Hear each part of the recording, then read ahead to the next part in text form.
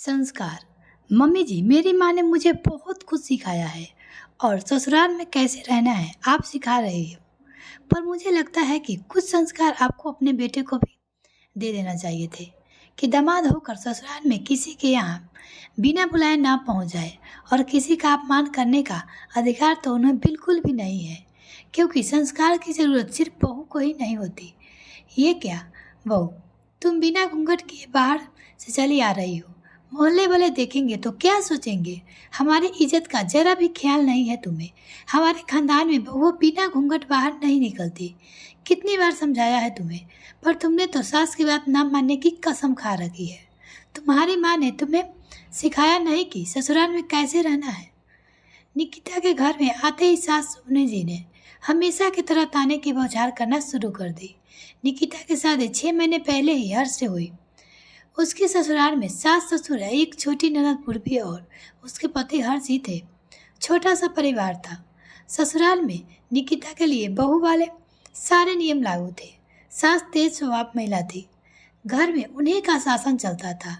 घर के सारे कामों की जिम्मेदारी निकिता को सौंपकर उन्होंने घर के काम से मुक्ति पा ली थी। निकिता ससुराल के माहौल में रचने बसने की पूरी कोशिश करती थी। घर की सारी जिम्मेदारी भी बखूबी संभालती थी। पर भी कुछ गलती हो जाए तो सास ताने देना शुरू कर देती थी कि तुम्हारी माँ ने तो तुम्हें कुछ नहीं सिखाया है, ना ही कोई संस्कार दिए हैं। बात बात पर मायके वाले का अपमान करती थी। निकिता अपने संस्कारों की वजह से चुप रहती थी और कोशिश करती थी कि उन्हें शिकायत का कोई मौका ना दे, ताकि इसकी माँ के संस्कार पर शोभनाजी ताने ना मार सके। निकिता 2 दिन पहले मायके गई थी रुकने के लिए। आज जब हर्ष उसे लेने गया तो पता चला कि निकिता अपनी मौसी के यहाँ गई थी, जो थोड़ी दूर ही पर रहती थी। हर्ष वहीं पर रुक जाता था कर उसका इंतजार कर रहा था कि तभी शोभना जी का फोन आ गया। हर्ष उन्हें बताता है कि निकिता अपनी मौसी के यहाँ गई है। उसके वापस आते ही हम दोनों घर के लिए निकलेंगे। यह सुनकर शोभना जी का गुस्सा 7वें आसमान पर पहुँच गया कि बिना उसकी इजाज़त के वह किसी रिश्तेदार के यहाँ कैसे चली गई। फोन पर हर्ष ने न जाने क्या बातें हुई। हर्ष निकिता को लेने उसकी मौसी के घर पहुंच गया।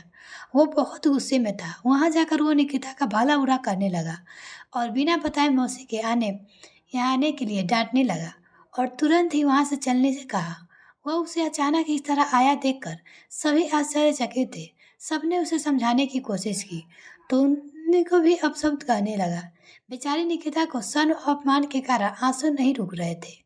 हर्ष उसे लेकर सीधे अपने घर आ गया था।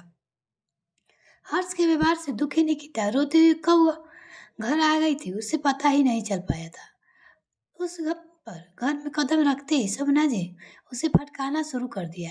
तुम बिना घूंघट के चली आ रही हो, एक तो बिना बताए अपने रिश्तेदार के यहाँ चली गई। यह सिखाया है तुम्हारी माँ ने तुम्हें। निकिता, जो हर्ष के बर्ताव से पहले ही बहुत शुद्ध थी, आते ही सास के ताने सुनकर उसका शब्द कबान टूट गया। वह बड़ी विनम्रता के साथ बोली, मम्मी जी, मेरी माँ ने मुझे बहुत कुछ सिखाया है और ससुराल में कैसे रहना है आप ही सिखा रही हो। पर मुझे लगता है कि कुछ संस्कार आपके अपने बेटे को भी दे देना चाहिए थी, ताकि दामाद होकर ससुराल में किसी के यहाँ बिना बुलाए ना पहुँच जाए और किसी का अपमान करने का अधिकार तो उन्हें बिल्कुल भी नहीं है, क्योंकि संस्कारों की जरूरत सिर्फ बहू को ही नहीं होती। हर्ष ने निकिता से कहा, तुम माँ से बदतमीजी कर रही हो। निकिता, मैं माँ से बदतमीजी नहीं कर रही हूँ, बल्कि उन्हें बता रही हूँ कि जिन संस्कारों की उम्मीद वो अपने बहू से करती है उनके बेटे में भी होनी चाहिए। बहू को कैसे रहना चाहिए ये बात तो मम्मी जी हमेशा बताती है, पर दामाद को ससुराल में कैसा व्यवहार करना चाहिए ये बात शायद आपको बताना भूल गई। निकिता से ऐसे जवाब की दोनों की उम्मीद ना थी। उसका जवाब सुन और उसका क्रोध देखकर दोनों ने शांत रहना ही उचित समझा। शोभना जी ऐसा दोबारा ना होने का आश्वासन देकर अपने कमरे में चली गई। मिलते हैं फिर नेक्स्ट वीडियो फ्रेंड, तब तक के लिए bye. Thanks for watching this video.